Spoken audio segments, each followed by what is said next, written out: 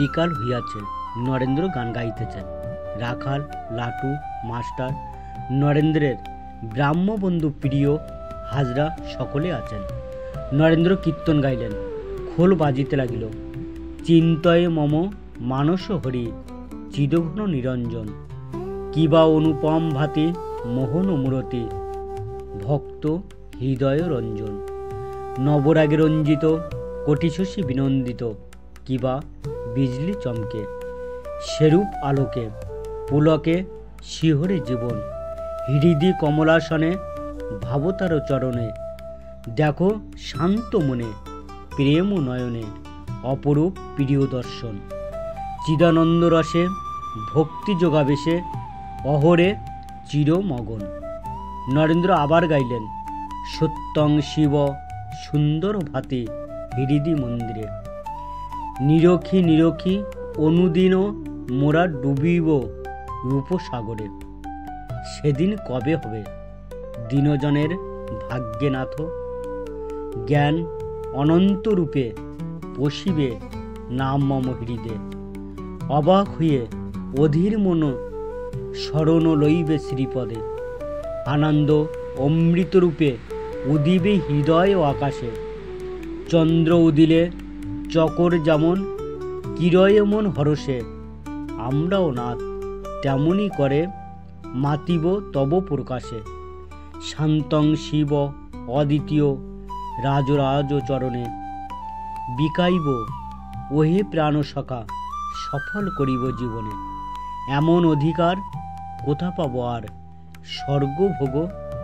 জীবনে, শুদ্ধম পাপ বিদ্যং রূপ হেরিয়ে নাথ তোমার, আলোক দেখিলে আধারে যেমন যায় পালাইয়া সত্তর, তেমনি নাথ তোমারও প্রকাশে পালাইবে পাপ ও আধার, ওহে ধ্রুবতারা সম হৃদয়ে জ্বলন্ত বিশ্বাসে, জালি দিয়ে দীনবন্ধু পুরাও মনের আশ, আমি নিশিদিন প্রেমানন্দে মগন হইয়ে হে, আপনার ভুলে যাব তোমারে পাইয়ে হে, সেদিন কবে হবে হে, আনন্দবনে মল মধুর ব্রহ্ম নাম, নামে উতলিবে সুধা সিন্ধু প্রিয় বিরাম, পান করো আর দান করো হে, যদি হয় কখনো শুষ্ক হৃদয় করো নাম গান, বিষম মরিচিকায় পড়ে হে প্রেমে হৃদয় সরস হবে হে, দেখো যেন ভুলো না রে সেই মহামন্ত্র, সবে হুঙ্কারিয়ে ছিন্ন করো পাপেরও বন্ধন, জয় ব্রহ্ম জয় বল হে, এসো ব্রহ্মানন্দে বাতি সবে হই পূর্ণকাম, প্রেম যোগে যোগী হয়ে হে, খোল কর্তার লইয়া কীর্তন হইতেছে। নরেন্দ্রাদি ভক্তেরা ঠাকুরকে বেরিয়া বেরিয়া কীর্তন করিতেছেন, কখনো গাইতেছেন প্রেমানন্দ রসে হও হৌরে চির গমন, আবার কখনো গাইতেছেন সত্যং শিব সুন্দর রূপ ভাতি হৃদি মন্দিরে। অবশেষে নরেন্দ্র নিজে খোল ধরিয়াছেন ও মত্ত হইয়া ঠাকুরের সঙ্গে গাইতেছেন, আনন্দ বদনে বল মধুর হরিনাম। কীর্তনান্তে নরেন্দ্রকে ঠাকুর অনেকক্ষণ করিয়া বারবার আলিঙ্গন করিলেন, বলিতেছেন, তুমি আজ আমায় আনন্দ দিলে। আজ ঠাকুরের হৃদয় মধ্যস্থ প্রেমের উচ্ছ্বসিত হইয়াছে। রাত প্রায় 8টা, তথাপি প্রেমোন্মত্ত হইয়া একাকী বারান্দায় বিচরণ করিতেছেন। উত্তরে লম্বা বারান্দায় আসিয়াছেন ও দ্রুতপদে বারান্দার এক সীমা হইতে অন্য সীমা পর্যন্ত পাদচারণা করিতেছেন। মাঝে মাঝে মার সঙ্গে কি কথা কইতেছেন। হঠাৎ উন্মত্তের ন্যায় বলিয়া উঠিলেন, তুই আমার কি করবি? মা, যার সহায় তার মায়া কি করিতে পারে, এই কথা কি বলিতেছেন? নরেন্দ্র মাস্টার প্রিয় রাত্রে থাকিবেন, নরেন্দ্র থাকিবেন, ঠাকুরের আনন্দের সীমা নাই। রাত্রিকালীন আহার প্রস্তুত, শ্রী শ্রী মা নহবতে আছেন, রুটি ছোলার ডাল ইত্যাদি প্রস্তুত করিয়া ভক্তেরা খাইবেন বলিয়া পাঠিয়াছেন। ভক্তেরা মাঝে মাঝে থাকেন, সুরেন্দ্র মাসে মাসে কিছু খরচ দেন। আহার প্রস্তুত। ঠাকুরের ঘরের দক্ষিণ পূর্ব বারান্দায় জায়গা হইতেছে। ঘরের পূর্ব দিকের দরজার কাছে নরেন্দ্রাদি গল্প করিতেছেন। নরেন্দ্র, আজকাল ছোকরারা কিরকম দেখছেন? মাস্টার, মন্দ নয়, তবে ধর্মোপদেশ কিছু হয় না। নরেন্দ্র, নিজে যা দেখেছি তাতে বোধহয় সব অধঃপাতে যাচ্ছে। বার্থডে সাই, ইয়ার্কি, বাবুয়ানা, স্কুল পালানো এসব সর্বদা দেখা যায়। এমনকি দেখেছি যে কুস্থানেও যায়। মাস্টার, যখন পড়াশুনো করতাম আমরা তো এইরূপ দেখি নাই, শুনি নাই। নরেন্দ্র, আপনি বোধহয় তত মিশতেন না। এমন দেখছি যে খারাপ লোকে নাম ধরে ডাকে, কখনো আলাপ করেছে কে জানে। মাস্টার, কি আশ্চর্য! নরেন্দ্র, আমি জানি অনেকের চরিত্র খারাপ হয়ে গেছে। স্কুলের কর্তৃপক্ষেরা ও ছেলেদের অভিভাবকেরা এসব বিষয়ে দেখেন তো ভালো হয়। এইরূপ কথাবার্তা চলিতেছে। ঠাকুর শ্রীরামকৃষ্ণ ঘরের ভিতর হইতে তাহাদের কাছে আসিলেন ও হাসিতে হাসিতে বলিতেছেন, কি গো, তোমাদের কি কথা হচ্ছে? নরেন্দ্র বলিলেন, এর সঙ্গে স্কুলে কথাবার্তা হচ্ছিল। ছেলেদের চরিত্র ভালো থাকে না। ঠাকুর একটু ওই সকল কথা শুনিয়া মাস্টারকে গম্ভীরভাবে বলিতেছেন, এসব কথাবার্তা ভালো নয়। ঈশ্বরের কথা বই, অন্য কথা ভালো নয়। তুমি এদের চেয়ে বয়সে বড়, বুদ্ধি হয়েছে, তোমার এসব কথা তুলতে দেওয়া উচিত ছিল না। মাস্টার অপ্রস্তুত। নরেন্দ্রাদি ভক্তগণ চুপ করিয়া রইলেন। ঠাকুর শ্রী রামকৃষ্ণ দাঁড়িয়ে হাসিতে হাসিতে নরেন্দ্রাদি ভক্তগণকে খাওয়াইতেছেন। ঠাকুরের আজ মহা আনন্দ। নরেন্দ্রাদি ভক্তেরা আহার করিয়া ঠাকুরের ঘরের মেঝেতে বসিয়া বিশ্রাম করিতেছেন ও ঠাকুরের সঙ্গে গল্প করতেছেন। আনন্দের হাট বসিয়াছেন। কথা কইতে কইতে নরেন্দ্রকে ঠাকুর বলিতেছেন, চিদাকাশে হলে পূর্ণ, প্রেম ও চন্দ্রোদয় হে, এই গানটি একবার গানা। নরেন্দ্র গাইতে আরম্ভ করিলেন। অমনি সঙ্গে সঙ্গে খোল করতাল অন্য ভক্তগণ বাজাইতে লাগিলেন। চিদাকাশে হলো পূর্ণ, প্রেম ও চন্দ্রোদয় হে, উথলিল প্রেম ও সিন্ধু, কি আনন্দময় হে, জয় দয়াময়, জয় দয়াময়, জয় দয়াময়। চারিদিকে ঝলমল করে ভক্ত গ্রহদল, ভক্ত সঙ্গে ভক্ত সখা, লীলা রসময় হে, জয় দয়াময়, জয় দয়াময়, জয় দয়াময়। স্বর্গের দুয়ার খুলে আনন্দ লহরী তুলে, নববিধান বসন্ত সমীরণ বয়, ছুটে তাহে মন্দ মন্দ লীলারস, প্রেম গন্ধ, ঘ্রাণে যোগীবৃন্দ যোগানন্দে মত্ত হয় হে, জয় দয়াময়, জয় দয়াময়, জয় দয়াময়। ভবসিন্ধু জলে বিধান কমলে আনন্দময়ী বিরাজে, আবেশে আকুল ভক্ত অলিকুল, পিয়ে সুধাতার মাঝে। দেখো দেখো মায়ের প্রসন্ন বদন, চিত্ত বিনোদন, ভুবন মোহন। পদতলে দলে দলে সাধুগণ নাচে গায়, প্রেমে হইয়ে মগন। কিবা অপরূপ আহা মরি মরি, জুড়াইল প্রাণ দর্শন করি। প্রেম দাসে বলে সবে পায়ে ধরি, গাও ভাই মায়ের জয়। কীর্তন করিতে করিতে ঠাকুর শ্রীরামকৃষ্ণ নৃত্য করিতেছেন। ভক্তেরাও তাকে বেড়াইয়া নৃত্য করাইতেছেন। কীর্তনান্তে ঠাকুর উত্তর পূর্ব বারান্দায় বেড়াইতেছেন। হাজরা মশাই বারান্দার উত্তরাংশে বসিয়াছেন। ঠাকুর সেখানে গিয়া বসিলেন। মাস্টার সেইখানে বসিয়াছেন ও হাজরার সঙ্গে কথা কইতেছেন। ঠাকুর একটি ভক্তকে জিজ্ঞাসা করিলেন, তুমি স্বপ্ন টপ্ন দেখো? ভক্ত, একটি আশ্চর্য স্বপ্ন দেখেছি। এই জগৎ জলে জল, অনন্ত জলরাশি, কয়েকখানা নৌকা ভাসিতেছিল। হঠাৎ জলোচ্ছ্বাসে ডুবে গেল। আমি আর কয়েকটি লোক জাহাজে উঠেছি। এমন সময় সেই অকুল সমুদ্রের উপর দিয়ে এক ব্রাহ্মণ চলে যাচ্ছেন। আমি জিজ্ঞাসা করলাম, আপনি কেমন করে যাচ্ছেন? ব্রাহ্মণটি একটু হেসে বললেন, এখানে কোনো কষ্ট নেই, জলের নিচে বরাবর সাঁকো আছে। জিজ্ঞাসা করলাম, আপনি কোথায় যাচ্ছেন? তিনি বললেন, ভবানীপুর যাচ্ছি। আমি বললাম, একটু দাঁড়ান, আমিও আপনার সঙ্গে যাব। শ্রীরামকৃষ্ণ, আমার একথা শুনে রোমাঞ্চ হচ্ছে। ভক্ত, ব্রাহ্মণটি বললেন, আমার এখন তাড়াতাড়ি, তোমার নামতে দেরি, এখন আসি। এই পথ দেখে রাখো, তুমি তারপর এসো। শ্রীরামকৃষ্ণ, আমার রোমাঞ্চ হচ্ছে, তুমি শীঘ্র মন্ত্র লাও। রাত 11টা হইয়াছে। নরেন্দ্রাদি ভক্তগণ ঠাকুরের ঘরের মেঝেতে বিছানা করিয়া শয়ন করিলেন। নিদ্রা ভঙ্গের পর ভক্তেরা কেউ কেউ দেখিতেছেন যে প্রভাত হইয়াছে। 17ই অক্টোবর 1882, মঙ্গলবার, পয়লা কার্তিক, শুক্লা পঞ্চমী।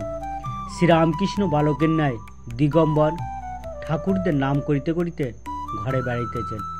কখনো গঙ্গা দর্শন, কখনো ঠাকুরদের ছবির কাছে গিয়া প্রণাম, কখনো বা মধুস্বরে নাম কীর্তন। কখনো বলিতেছেন বেদ, পুরাণ, তন্ত্র, গীতা, গায়ত্রী, ভগবত, ভক্ত, ভগবান। গীতা উদ্দেশ্য করিয়া অনেকবার বলিতেছেন ত্যাগী, ত্যাগী, ত্যাগী, ত্যাগী। কখনো বা তুমি ব্রহ্মা, তুমি শক্তি, তুমি পুরুষ, তুমি প্রকৃতি, তুমি বিরাট, তুমি স্বরাট, তুমি নিত্য, তুমি লীলাময়ী, তুমি চতুর্বিংশতি তত্ত্ব। এদিকে কালী মন্দিরেও রাধাকান্তের মন্দিরে মঙ্গল আরতি হইতেছে ও 7 ঘণ্টা বাজিতেছে। ভক্তরা উঠিয়া দেখিতেছেন কালীবাড়ির পুষ্পোদ্যানে ঠাকুরদের পূজার্থ পুষ্পচয়ন আরম্ভ হইয়াছে ও প্রভাতির আগে লহরী উঠিয়া নহবত বাজিতেছে। নরেন্দ্রাদি ভক্তগণ প্রাতকৃত সমাপন করিয়া ঠাকুরের কাছে আসিয়া উপস্থিত হইলেন। ঠাকুর হাস্যমুখ উত্তর পূর্ব বারান্দার পশ্চিমাংশে দাঁড়িয়ে আছেন। নরেন্দ্র, পঞ্চবটিতে কয়েকজন নানকপন্থী সাধু বসে আছে দেখলুম। শ্রীরামকৃষ্ণ, হ্যাঁ, তারা কালী এসেছিল। নরেন্দ্রকে, তোমরা সকলে একসঙ্গে মাদুরে বসো, আমি দেখি। ভক্তেরা সকলে মাদুরে বসিলে ঠাকুর আনন্দে দেখিতে লাগিলেন ও তাহাদের সহিত গল্প করিতে লাগিলেন। নরেন্দ্র সাধনের কথা তুললেন। শ্রীরামকৃষ্ণ, ভক্তি সার, তাকে ভালোবাসলে বিবেক বৈরাগ্য আপনি আসে। নরেন্দ্র, আচ্ছা, স্ত্রীলোক নিয়ে সাধনতন্ত্র আছে? শ্রীরামকৃষ্ণ, ওসব ভালো পথ নয়, বড় কঠিন, আর পতন প্রায়ই হয়। বীরভাবে সাধন, দাসীভাবে সাধন, আর মাতৃভাবে সাধন। আমার মাতৃভাব। দাসীভাবও ভালো, বীরভাবে সাধন বড় কঠিন, সন্তানভাব বড় শুদ্ধ ভাব। নানকপন্থী সাধুরা ঠাকুরকে অভিবাদন করিয়া বলিলেন নম নারায়ণায়।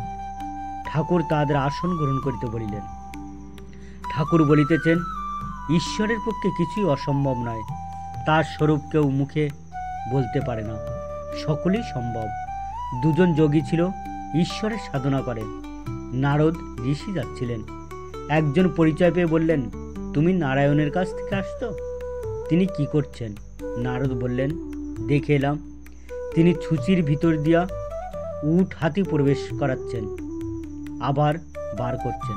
একজন বললেন, তার আর আশ্চর্য কি, তার পক্ষে সবই সম্ভব। কিন্তু অপরটি বললে, তাও কি হতে পারে? তুমি কখনো সেখানে যাও নাই? বেলা প্রায় 9টা। ঠাকুর নিজের ঘরে বসিয়া আছেন।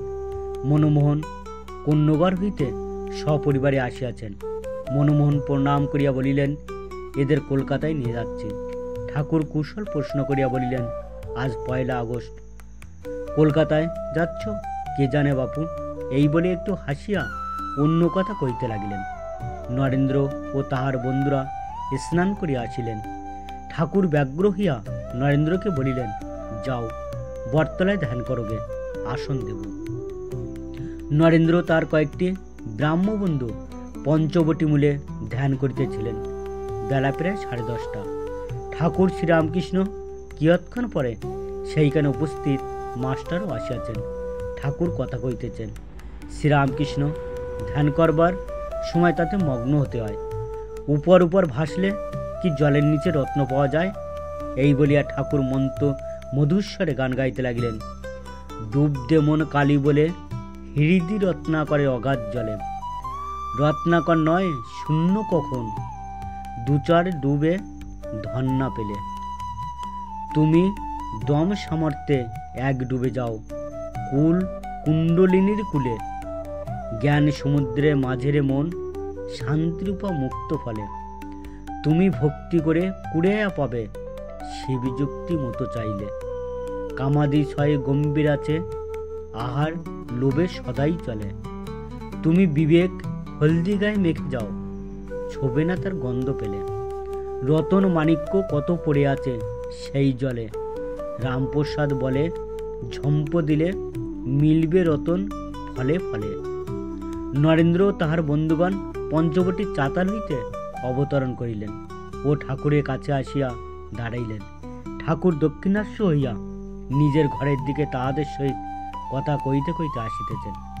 ঠাকুর বলিতেছেন, ডুব দিলে কুমির ধরতে পারে, কিন্তু হলুদ মাখলে কুমির ছোঁয় না। হিরিদি রত্নাকরের অগাধ জলে কামাদি 6টি কুমির আছে, কিন্তু বিবেক বৈরাগ্যরূপ হলুদ মাখলে তার আর তোমাকে ছোবে না। পাণ্ডিত্য কি লেকচার কি হবে যদি বিবেক বৈরাগ্য না আসে? ঈশ্বর সত্য আর সব অনিত্য, তিনিই বস্তু আর সব অবস্তু, এর নাম বিবেক। তাকে হৃদয় মন্দিরে আগে প্রতিষ্ঠা করো, বক্তৃতা লেকচার তারপর ইচ্ছা হয়তো করো। শুধু ব্রহ্ম ব্রহ্ম বললে কি হবে যদি বিবেক বৈরাগ্য না থাকে? ও তো ফাঁকা শঙ্করধ্বনি। এক গ্রামে পদ্মলোচন বলে একটি ছোকরা ছিল, লোকে তাকে পদপদ বলে ডাকত। গ্রামে একটি পুরো মন্দির ছিল, ভিতরে ঠাকুর বিগ্রহ নাই। মন্দিরের গায়ে অশ্বত্থ গাছ, অন্যান্য গাছপালা হইয়াছে। মন্দিরের ভিতরে চামচিকা বাসা করেছে, মেঝেতে ধুলা ও চামচিকার বিষ্ঠা। মন্দিরের লোকজনের আর যাতায়াত নাই। একদিন সন্ধ্যার কিছু পরে গ্রামের লোকেরা শঙ্করধ্বনি শুনতে পেলে। মন্দিরের দিক থেকে শাক বাজছে ভো ভো করে। গ্রামের লোকেরা মনে করলে হয়তো ঠাকুর প্রতিষ্ঠা কে করেছে। সন্ধ্যার পর আরতি হচ্ছে। ছেলে বুড়ো পুরুষ মেয়ে সকলে দৌড়ে দৌড়ে মন্দিরের সম্মুখে গিয়ে উপস্থিত। ঠাকুর দর্শন করবে আর আরতি দেখবে। তাদের মধ্যে একজন মন্দিরের দ্বার আস্তে আস্তে খুলে দেখে পদ্মলোচন একপাশে দাঁড়িয়ে ভোবো শাক বাজাচ্ছে। ঠাকুর প্রতিষ্ঠা হয় নাই, মন্দির মার্জনা হয় নাই, চামচিকার বিষ্ঠা রয়েছে। তখন সে চেঁচিয়া বলছে, মন্দিরে তোর নাহিক মাধব, পদ শাক ফুকে তুই করলি গোল। তাই চামচিকে 11 জনা, দেবানিশি দিচ্ছে থানা। যদি হৃদয় মন্দিরে মাধব প্রতিষ্ঠা করতে চাও, যদি ভগবান লাভ করতে চাও, শুধু ভোভো করে শাক ফুকলে কি হবে? আগে চিত্ত শুদ্ধি, মন শুদ্ধ হলে ভগবান পবিত্র আসনে এসে বসবেন। চামচিকার বিষ্ঠা থাকলে মাধবকে আনা যায় না। 11 জন চামচিকে 11 ইন্দ্রিয়, 5 জ্ঞানেন্দ্রিয়, 5 কর্মেন্দ্রিয় আর মন। আগে মাধব প্রতিষ্ঠা, তারপর ইচ্ছা হয় বক্তৃতা লেকচার দিও। আগে ডুব দাও, ডুব দিয়ে রত্ন তোলো, তারপর অন্য কাজ। কেউ ডুব দিতে চায় না। সাধন নাই, ভজন নাই, বিবেক বৈরাগ্য নাই। 2-4টে কথা শিখেই অমনি লেকচার। লোকশিক্ষা দেওয়া কঠিন।